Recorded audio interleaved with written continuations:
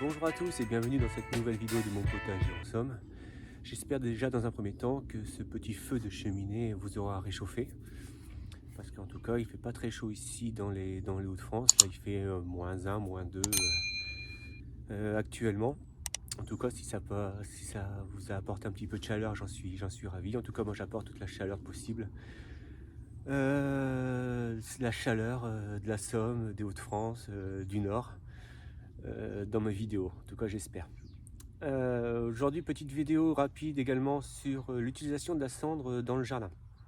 Alors j'avais déjà fait un petit shorts là-dessus, sur ne jetez pas la cendre de cheminée qui est utile au potager.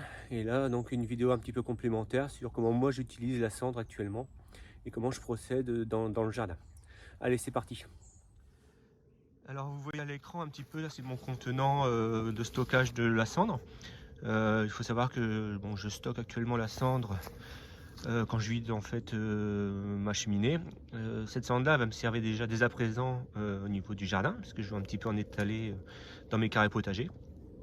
Et puis également je vais en servir un petit peu au compost, sachant que je vais également l'utiliser au printemps, soit pour protéger, comme je le disais, peut-être mes salades, mais je vais voir un petit peu comment je vais y procéder, puisque il ne faut pas non plus que la cendre, dès qu'elle est mouillée, elle ne sert plus à grand chose. Donc ce sera peut-être à utiliser dans mes tunnels nantais que je compte faire. Dans mon tunnel nantais que je compte faire. Écoutez, je vous montre un peu comment je procède déjà pour récolter cette cendre.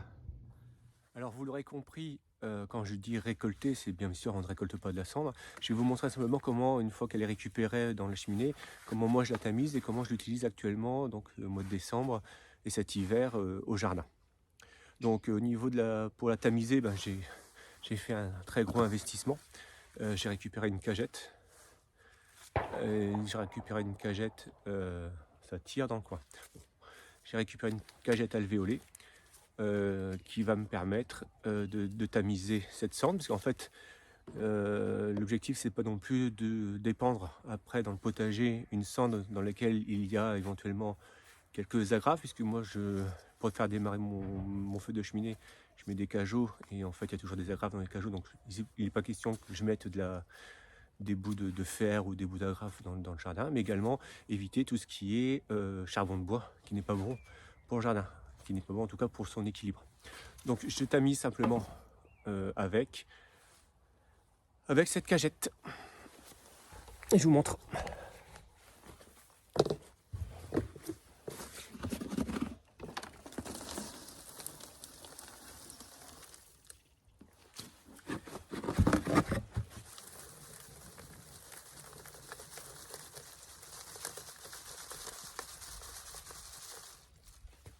Donc voilà, je l'ai tamisé.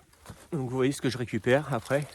Donc c'est effectivement du charbon de bois, que ça je ne peux pas mettre dans le potager. Et puis j'ai, comme je vous disais, j'ai des petites agrafes de cet ordre-là. Donc ça, il n'est pas question que je récupère. Par contre, j'ai pas pour l'instant trouvé encore de solution de ce que je pourrais faire éventuellement de ce charbon de bois. Donc si vous avez une idée là-dessus, n'hésitez pas à le mettre dans vos commentaires, ça m'intéresserait. Donc une fois tamisé, je vous montre un petit peu ce qu'il en est. Donc vous voyez, elle est très fine maintenant. Je vais essayer d'en pas en mettre partout. Alors ce que je peux en mettre également, c'est un petit peu dans le compost. Alors pas énormément. Il ne s'agit pas de... Dans le compost en fait, j'en mets une ou deux poignées, pas plus.